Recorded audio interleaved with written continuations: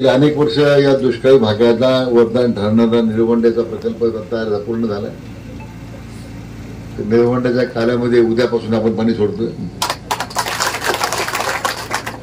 त्यामुळे दोन्ही कालव्याला, उजव्या आणि डाव्या कालव्याला, दोन्ही कालव्यात निळवंड्याचं आपण पाणी सोडतोय आता उद्यापासून.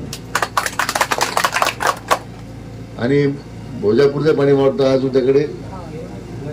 हा, तिथे थोड्या वरच्या भागामध्ये बरंच चारीमध्ये घाण आहे. ते खरं जलसंपदाचं काम आहे.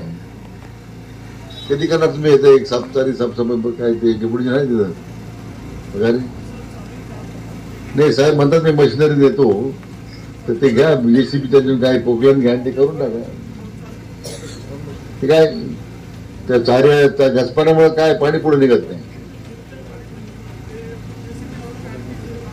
हा, काय करा साफसफाई. काय पाहिजे ते एकदा लोकांना पाणी पाहिजे.